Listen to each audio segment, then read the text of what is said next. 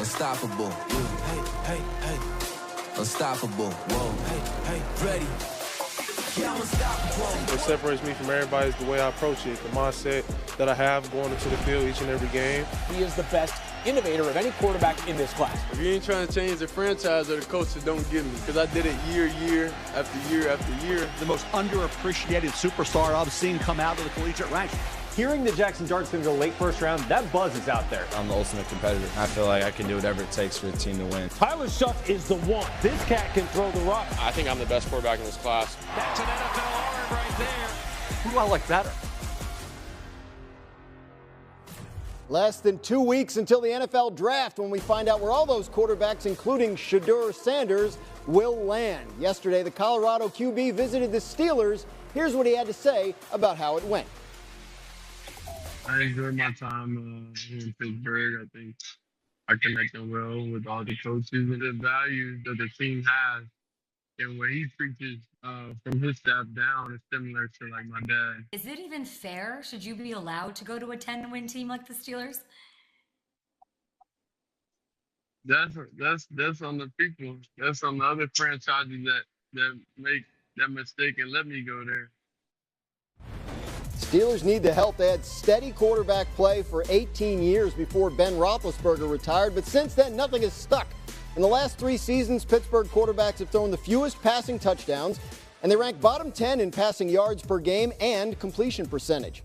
Steelers tight end Pat Freiermuth was asked about Pittsburgh's current quarterback situation. This is what he said. I'd like to think that, whoever we get, or, if it's Mason, I'm comfortable with whoever, man. And, I think it's more so based off what that quarterback was good in the past. Right. And blending it with, Art's scheme. Whoever we get, if it's Aaron, whoever it is, even Mason, Mason has his things. Right. Aaron has his things. It's going to be cool to learn from all these guys. Welcome to NFL Live on this Friday. I'm Dan Graziano, joined by Damian Woody, Mina Kimes, and Mike Tannenbaum to talk about the upcoming draft and what's going to happen with Shedeur Sanders, who was in Pittsburgh yesterday visiting the Steelers. Mina, you heard what Pat Freiermuth said about the offense. What do you think about the fit of Shedeur in Pittsburgh? I think it's a great fit. It'd be a terrific landing spot for him. Obviously, a very good group of pass catchers, especially after training for DK Metcalf. I think he's a good fit for what Arthur Smith wants to do on offense.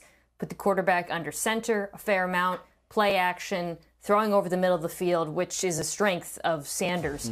The one missing piece, I think, to all of this, and that's important both for Smith's offense and also for a young quarterback like Shedeur, is having a strong run game. Last year, the Steelers' rushing attack was 25th league-wide in EPA per dropback, so that also has to be a priority. By the way, regardless of who's under center, they need to add a back. I think also could look to improve at offensive tackle in the draft.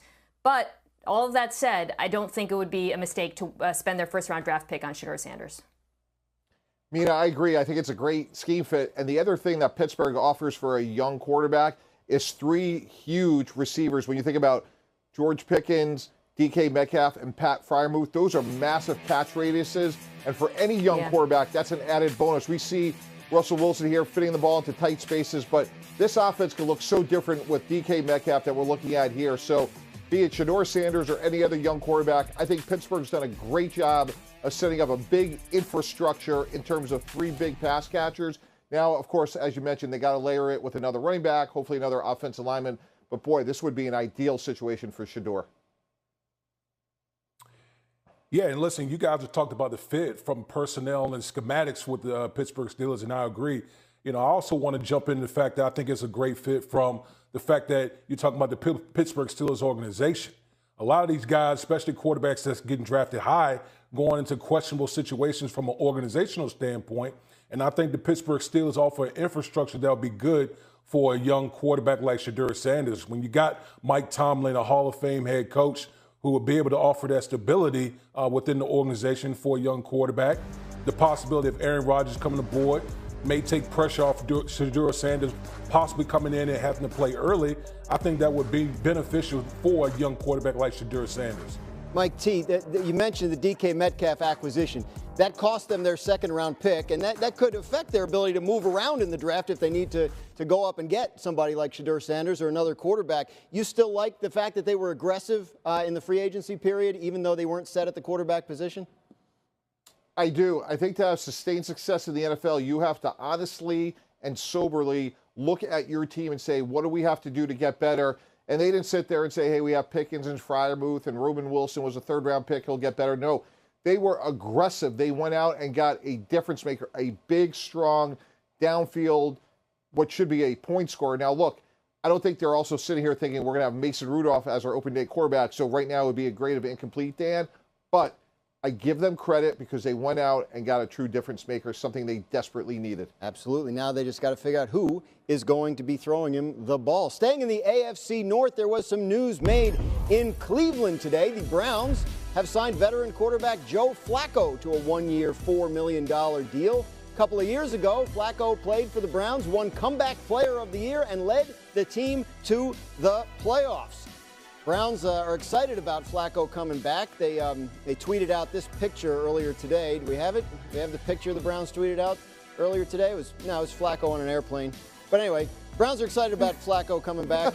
You got to take my word for it. There it is. All right, live looking at the airport. Was not live. This picture is actually from 2023, but you can understand why the Browns would like it because that was a good year for them and for Flacco. Mike T, Flacco's 40, didn't play that great last year in Indianapolis.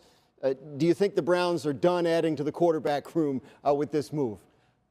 Absolutely not. Look, there's been a lot of rumors, and when we start like matching things up, Kirk Cousins seems to be the obvious fit here, given his success with Kevin Stefanski in Minnesota. And look, they could certainly draft somebody. It seems very unlikely they're going to draft somebody at 2, but certainly they could come back up. So I think this is a great insurance policy, a lot more work to be done, and who knows what their depth chart will look like, by the time we get to Labor Day.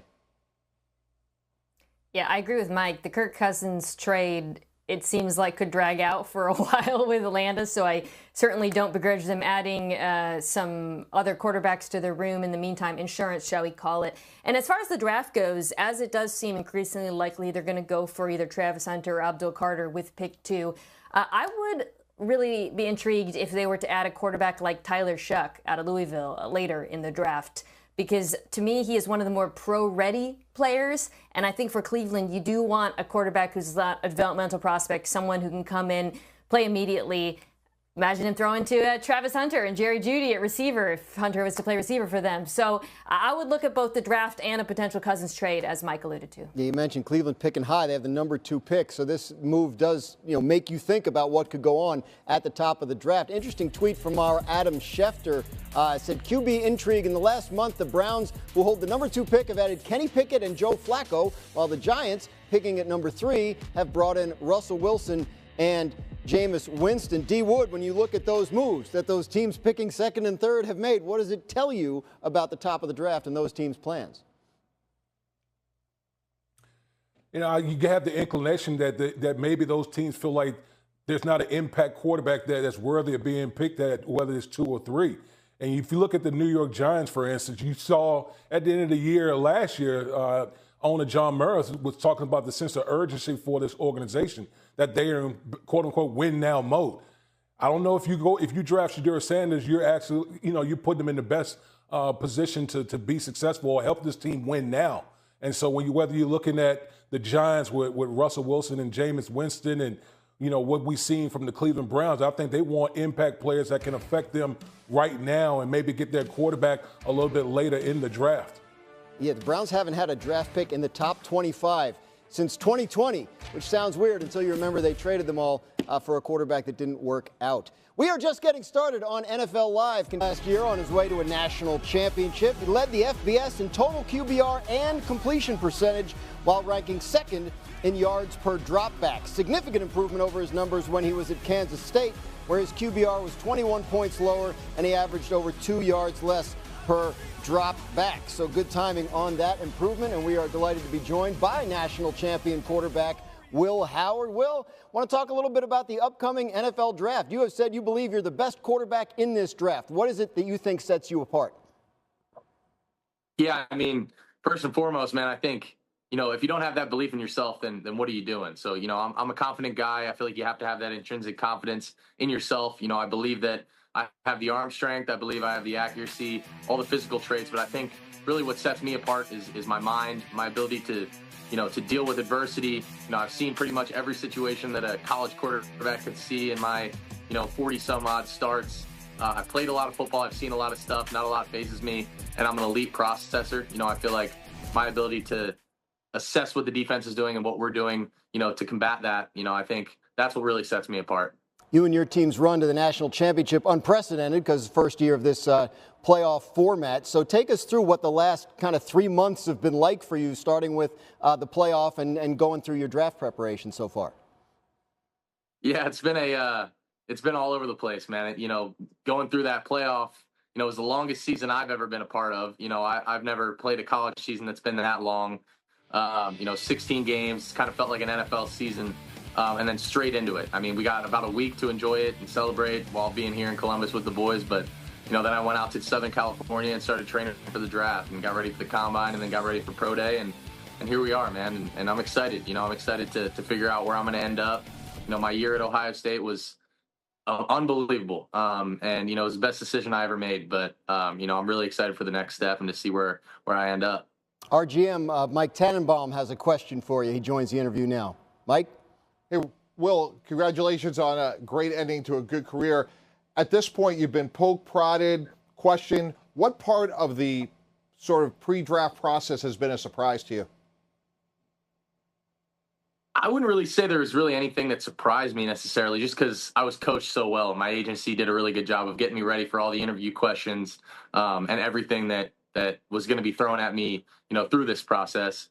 But really the thing that has surprised me the most was how many questions I've gotten about my teammates, man. Like, I knew I was going to get a ton of questions about them, but everyone seems to want to ask, man, if you could bring one Buckeye teammate with you, who would it be? And those, I swear, those are some of the hardest questions I have to ask, because if I could bring all of them, I would, man. And I loved my team that I was on, and having to pick one of the running backs or having to pick, one receiver or one defensive guy to bring with me is hard.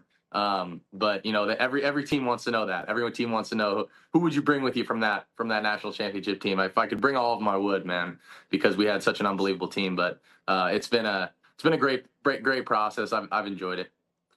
So which one would it be? We have to know now. Oh man, you're gonna put me on the spot here. Everybody always starts out by saying you can't bring the freshman with you. So of the draft eligible guys, who would you bring? And it's a hard question. It really depends on the day for me. I could go with Jack Sawyer. I could go with Cody Simon. I could go with anybody on the defense. I could go with a Mecca or Trey or Q or Seth McLaughlin, any of those O linemen too. Like, man, I feel like the easy answer for me is a Mecca, just because, receiver quarterback connection. I mean, I'd love to bring him with me, or any of my O linemen. Those running backs too, I had a special relationship with. I'm not going to sit here and say that there's one guy I'd bring with me, just because there's too many good answers. Important, especially in your team's case, to rule out the freshman, I think, in this particular case. Yeah, is there an NFL quarterback that you look at and model your game after? Growing up, I was always a Peyton Manning guy. That was, a big reason why I wore number 18. I feel like the way that he works, the way he processes the game is unlike, anybody else. Obviously, Tom Brady, some of those greats. But right now, I would say the guy I kind of look at, just based off my size and frame, I guess, would be Josh Allen. I feel like that's an easy answer. I love what he's able to do, with the ball in his hands and extending plays, putting his body on the line for his team. Sometimes he, puts his body in harm's way, and maybe a little bit too much at times. But I respect that about him, and I want to kind of bring that to my game too. Certainly not a bad guy to model yourself after. All right, the important Absolutely. stuff. We've heard you talk about your pregame playlist and the number of different genres of music you listen to. How do you decide on that, and do you have something special planned for draft night? I don't really have anything planned for draft night. Probably just gonna have a little playlist going. I don't really know what my mom. I'll put her on the aux for that. But for me, going into games, I actually this year first, I never listened to like gospel music, but I listened to a little gospel music on the bus on the way to the game, just to calm me down a little bit. And then once I got to the stadium, that's when I would start ripping a little rap music, get myself going a little bit, ready to rip some faces off, you know. Get yourself fired up at the right time. All right, man. Well, a pleasure talking to you. Thanks for joining us here on NFL Live. Good luck to you in the draft and going forward. Awesome. Thank you, Dan. Appreciate it. Take care. What a year it was for some of those top picks from last year's draft class. The freshmen who are now about to matriculate into their sophomore seasons. Caleb Williams is one of those players who's poised to make a sophomore jump. This week he spoke about his new head coach, Ben Johnson, and expectations heading into year 2. Today we had our first quiz in the QB room, and it's not like a real quiz where you go up and write stuff. It's just us. We went over a few things yesterday, talked about a few things, and Ben walked in this morning, flung open the door, made a grand entrance, and then we got to work of him testing us about what we talked about yesterday and things like that. So it's one of the great things about the sport. Every day is a challenge, and today we got our first one. Caleb's rookie season had its ups and downs. He took care of the ball just fine, ranked 3rd in interception percentage and 6th in touchdown to interception ratio. He threw just 2 picks in his last 14 games and wasn't afraid to use his legs either. On the other hand, he did have the worst QBR in the league on passes 20 yards or more downfield and on 3rd down. He also took the most sacks in the league. So lots to work on there. D. Wood, how can the Bears ensure that Caleb Williams takes that next step in his development this year? Well, we've already seen them start to address the issues. When you watch Caleb Williams last year, a lot of it was the immediate pressure up the middle. So what did Ben Johnson and the Chicago Bears do? They literally remade the interior of the offensive line, trade for Joe Thuney, obviously, from the Kansas City Chiefs, Drew Dowman coming over from the Atlanta Falcons, Jonah Jackson, who they brought in from the Los Angeles Rams. So you seeing the formula for what Ben Johnson wants to do, especially coming from the Detroit Lions. He wants to fortify that offensive line and give his young quarterback the comfort to go out there and play from within the pocket and play within structure. You know, Dan, some teams criticize the Chicago Bears front office for overpaying offensive linemen, something I just couldn't relate to when I saw that. But anyway, one of the things to look for is, I think Jared Goff, when he was under Ben Johnson's tutelage in his first year, his sack total was reduced by 12. Look for something very similar with Caleb Williams. I think they've done a great job addressing the offensive line, but in all seriousness, I think the way they call the game, and we're looking at DeAndre Swift here, look for this Bear offense, guys, to be balanced. And that's what Ben Johnson wants to do. I work with him in Miami. He wants to be able to run the ball, control the line of scrimmage, and then take shots down the field. So to me, Caleb Williams will be sacked less because of one of the things that Ben Johnson does so well in terms of controlling the game, in terms of how he wants to call it. That sack number almost has nowhere to go but down. He was sacked 68 times last year. That is tied for the 3rd most in a season since sacks were first tracked in 1963. To last year's 4th overall pick, wide receiver Marvin Harrison Jr. didn't have the rookie season a lot of people might have expected him to have, but his quarterback, Kyler Murray, expects big things for his young wideout's sophomore season. For him to have 8 touchdowns and feel like he didn't even scratch the surface is I think that's saying something. Obviously, me and him have to be better, and we will be better. But I loved where he was mentally at the end of the season. I remember the jump for me from year 1 to year 2 was astronomical. Like, God, the game slowed down so much for me. All I tried to do year 1 was get better each and every week, improve on the things that I needed to improve on. And I think in year 2 now, he's ready to go off. Marvin Harrison Jr. was definitely Kyler's go-to guy last year. His QBR was 14 points higher when targeting Harrison compared to all others, and 8 of his 21 touchdowns were thrown to him. Kyler's off-target percentage when throwing to Harrison was more than when compared to his other receivers, but his average air yards 13.3 on those passes. So, Mina, not the season I think a lot of people expected from Marvin Harrison Jr. right out of the gate, but you see the potential. What went wrong last season that you want to see fixed in year 2? Just consistency, Dan. I think you're right to highlight the expectations. I had really high expectations, for Marvin Harrison Jr., and there were points last season where he hit that. I think of the Rams game where he went crazy, passes downfield. And then I actually thought in the final game of the season, which didn't matter, Week 18 versus San Francisco, you saw the receiver that you thought you were getting with the 4th pick overall. So I think for this next year, it's really going to be for Harrison Jr. expanding the route tree, working on some of those concentration catches, and just establishing a floor for himself as the wide receiver 1 in the offense, because there were very high highs, but then there were a few games there where he disappeared. That cannot happen moving forward. Mina, I see a similar trajectory. I go back to what Kyle Murray said, which is just fundamentally more time on task. They just don't have a lot of time under the new CBA. And this Cardinal offense, to me, is a little underrated. When you look at Trey McBride, Michael Wilson, to me, is a little bit underrated. And again, if you're going to double Marvin Harrison, he'll create opportunities for others. If you single him because of his size, his route running ability, and most importantly, his hands, I think he has just great natural hands. He should have a dramatically better season. I'm very bullish about this Cardinal offense led by Marvin Harrison's development. He did catch 8 touchdowns last season, which is tied with Larry Fitzgerald and Anquan Bolden for the most by a Cardinals rookie, so good company there at least.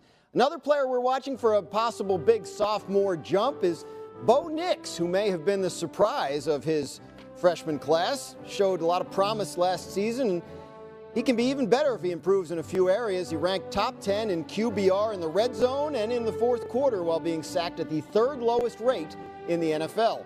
However, he did struggle against the blitz and throwing downfield. His completion percentage over expected also ranked 28th in the league. So, Mina, what would you like to see from Denver's quarterback going into his 2nd season? Yeah, I think you want to see, as sort of is highlighted by those stats, more production on throws that aren't screens, which is a pretty strong component of their offense. I'm really looking for improvement in that intermediate 10 to 20 yard range where he was 29th in QBR. Now, I want to add that's not all on Bo Nix. He had very good pass protection, but outside of Cortland Sutton, not really a group of world beaters at receiver, and I suspect that's a position they're going to add to potentially in the 1st round of the draft. They also had a fairly middling run game that I think could be improved a lot. Another thing that they might look to target early in the draft. But I am very optimistic about this offense this year with the addition of one of those players, Evan Ingram as a tight end. I think Bo Nix's improvement will be amplified by the improvement of the players around him. I also see Bo Nix improving. I think he could be a top 10 quarterback. I was wrong on him. I didn't see the high-end athlete that he is. He had 430 yards rushing. His movement skills was way better than I realized. I agree, Mina. I think at some point they'll probably add a running back. But to have this sort of athleticism really puts a lot of pressure on defense. And I think the other thing we're going to see from Bo Nix, because Denver has such a good defense, they had those 2 good players from San Francisco and Greenlaw and Hufanga. I'm sure Sean Payton's going to remind Bo Nix, hey, we don't lose the game on offense. We have this great defense. So when he can make plays with his feet that we're looking at here, hopefully an improved run game, this offense should be a lot better, and I think Bo Nix has a chance to be a top 10 quarterback. Yeah, I'm really excited about Bo Nix. I love the way Bo Nix plays, and obviously Mina pointed out, I think, being more accurate down the field, creating those explosive plays will give a different element to this Denver offense. But I think the real key, I think the Denver Broncos going to add another running back early in this draft. Because I think they, first and foremost, they want to establish a line of scrimmage. The Broncos have a very good offensive line. They want to be physical. They want to run the football. And with running the football, the play action game, the intermediate area of the game is going to open up even more. So I think by adding a running back, a dynamic running back to this offense, will enhance Bo Nix even more in the intermediate and deep part of the passing game. There's no doubt about that. But Mike T, one thing you said was interesting to me about the defense. They've made a lot of moves on defense this year. In your experience, if you're bringing along a young quarterback, how does improving the defense specifically affect that quarterback's improvement? Dan, Sean Payton's a Bill Parcells disciple, somebody I worked for a while, and he's just going to tell him, hey, we are not losing the game on offense. We have a great defense. Throw it to the open receiver, check the ball down. If it's not there, we're going to punt. You look at this front seven, you had Dre Greenlaw, a player that the 49ers did not want to lose, with some other young pressure players like Nick Bonito, Jonathan Cooper, a really talented secondary. This should be a top 5 defense. And just the way Sean Payton calls the game, manages the quarterback position, this team is going to have a really high floor because they're not going to beat themselves. You know what else I love about the additions that they made on defense, both of whom I really liked, by the way, Greenlaw and Hufanga from San Francisco? It gives them more flexibility in the draft to focus on the offense. We talked about the need to add a receiver, a running back. There are no defensive needs, strong ones, frankly, on this football team. So they could spend their first pick on a running back or receiver and then the next one on the other position. And they've given themselves that flexibility because of the moves they made in free agency. Vance Joseph's Broncos defense allowed the third fewest points per game last season and may be even better this year ahead. When we come back on NFL, Jalen Milroe has been one of the top dual threat quarterbacks in college football over the last 2 seasons. Over that span, he was responsible for 71 touchdowns, and 32 of those came on the ground. He also averaged the 7th most yards per pass attempt and ranked 14th in total QBR. And we are excited to be joined by Alabama quarterback Jalen Milroe a couple of weeks here ahead of the draft. Jalen, thanks so much for joining us. Just playing at Alabama, playing for Nick Saban and then Kalen DeBoer, what about that experience and those guys do you feel has helped prepare you for the NFL? Yeah, absolutely. Number one, being able to be coached by Coach Saban is a unique experience for sure. He got the best out of all his players that he had on roster. To be able to learn under him, be able to have a defensive-minded coach only makes you better at the quarterback position. And so I always enjoyed my process there. One thing I definitely learned from him is enjoy the process and his beauty in the process and trusting in it. And so as long as I was going in the process of being a quarterback position at school, he made me better each and every day. And then to have my final season with Coach DeBoer, I don't take it for granted at all. I love everything about Coach DeBoer.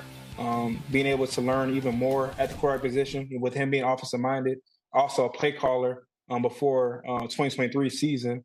And so it's been great just to have those great coaches, those unique strategies they pour in their players. And so now it's all about being the best version of myself and able to learn from them.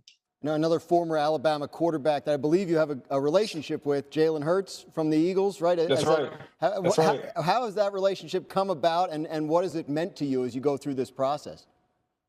Yeah, absolutely. What I like the most about him is how authentic he is, and then our relationship has just grown throughout this period of time. But one thing that I always mention to people is before I got to Alabama, during the recruiting process, his dad and my dad communicated before I got to Alabama. It's different being a recruit during a period of time and actually being on roster and going, and experience, what it's like. And so just being able to hear his thought process is definitely refreshing for me as a player before touching foot at Alabama. And so I remember that unique experience that my dad had with him and his dad, and then now being able to go through the draft prep as well. And so it's been great just to build our relationship, and he's definitely part of my journey for sure. Yeah, and his entry to the league was interesting too, because second-round pick with a team that had already just signed a quarterback to a long-term extension, and he becomes the starter over time. Obviously, there are a lot of different ways to get to where you want to go in the NFL, but, do you look at a journey like his and as a possible example of something you might be able to follow? What I take from him is seeing what right looks like. Throughout the whole period of time with him, keeping his head down, continues to grind, keep refining his skill set, and just keep on elevating and being the best version of himself, whether it's on the field and off the field. And look at the impact that he had off the field. People misinterpret that as well. And so, of course, as a player that's inspired to go to the NFL, it's always unique that each starting quarterback in the league does something right, and they have a certain skill set and certain presence about them that makes them a starting quarterback. He's definitely one of them for me. You ran the 40 at the Combine to great acclaim. Well, not everybody does. Not everybody does the Combine workouts anymore. What went into your decision to do that, and what'd you make of the reaction? Yeah, so I'm very competitive. So everything that I had along this period of time of draft prep, I took advantage of it, and I prepared my butt off for it. And so it was one step closer. I think it's just every step along the way when it comes to draft prep.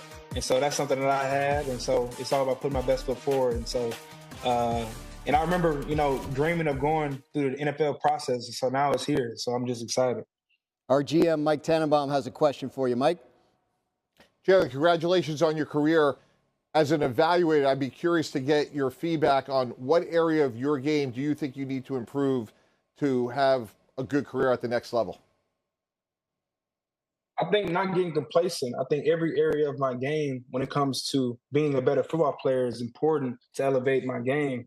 And so I think the biggest thing, process of being an NFL quarterback for sure, but also understanding what makes you unique at playing the football position.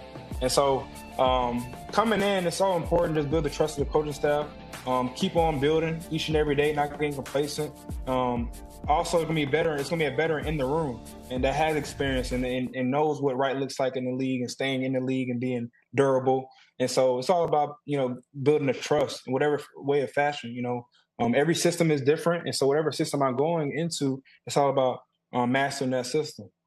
Jalen, I know you've been on a lot of visits, pre-draft visits with teams. Giants, one of the teams that you visited. I'm sure you're familiar with Malik Neighbors, last year's first-round pick of them from his SEC days. The idea of pairing up with someone like that in the NFL, how exciting is that to you?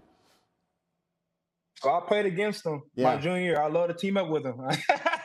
He's definitely a unique player. He can play for sure. And so he's definitely a weapon that you can utilize on the offensive side of the ball. And so to be able to throw to him, that would be definitely a key resource for us. All right, 13 days now until the NFL draft where we find out where Jalen Milroe's next step will lead him. Jalen, thanks so much for joining us on NFL Live. Good luck to you in the draft and moving forward. Awesome. Thank you for your time. I appreciate you. Take care. This Seahawks quarterback Sam Darnold was at the Masters this week. He caught up with our friend Laura Rutledge and had this to say about new Seahawks offensive coordinator Clint Kubiak. It's really fun to just be able to, take some of the things that that we really worked together with in San Francisco in 23. Some of the stuff that, he worked with, or got to learn, I guess, in New Orleans last year. And kind of the stuff that I learned last year in Minnesota and just kind of collaborate on some of those things. And, Clint is a great offensive coordinator, great offensive mind. And obviously I got some great teammates to be able to share the field with and make my job a lot easier.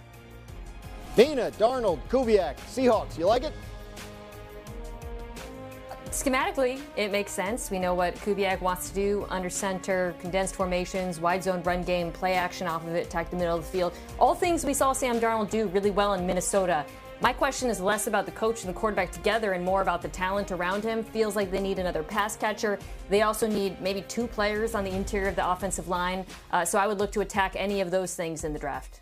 To Tampa Bay now, where Bucs GM Jason Light had a few interesting thoughts on the potential for trades in this year's draft, or maybe a lack thereof.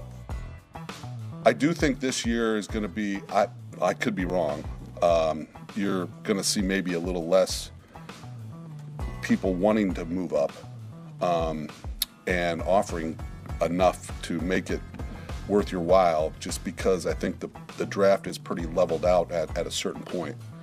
So you might be able to get the same player in the second round, the same level of player as you can in the fourth round. Mike T, you see it the same way Jason does?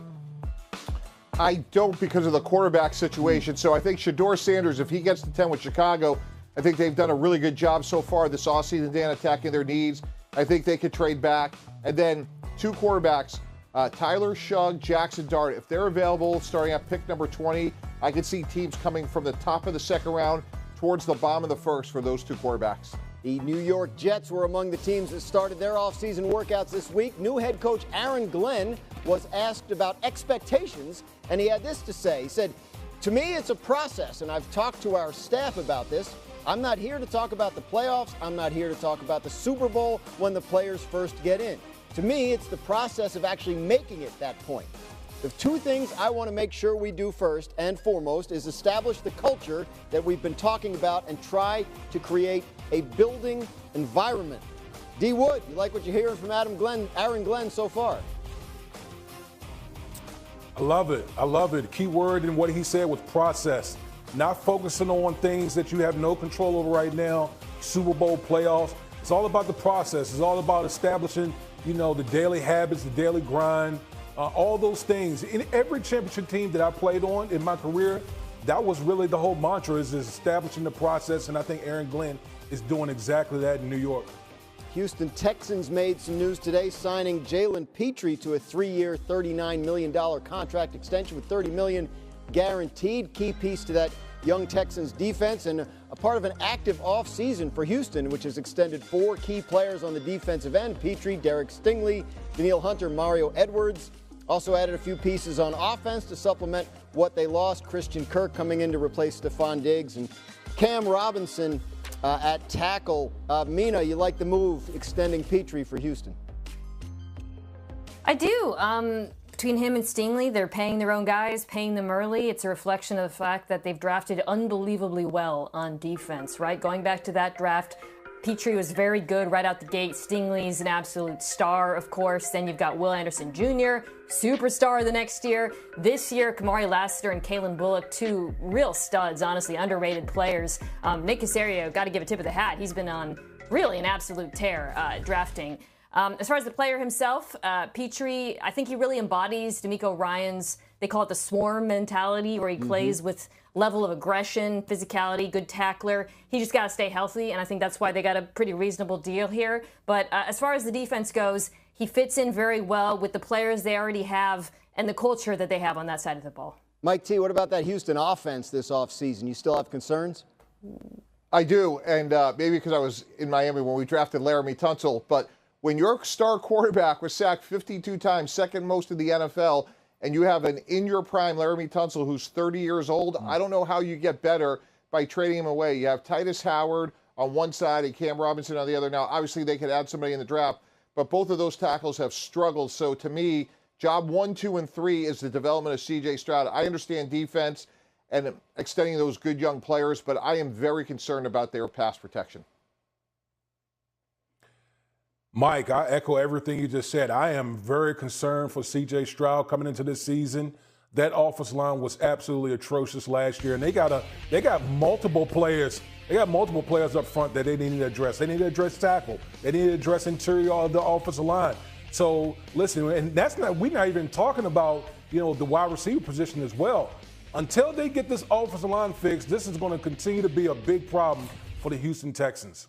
Stroud sacked 4 times in a game, 8 times last season, which was the most in the NFL. We got time for one more thing. Speaking of sacks, one of the top prospects in this year's draft, Abdul Carter, was recently visiting the Giants, and he tweeted out this image this morning of Giants legend Lawrence Taylor.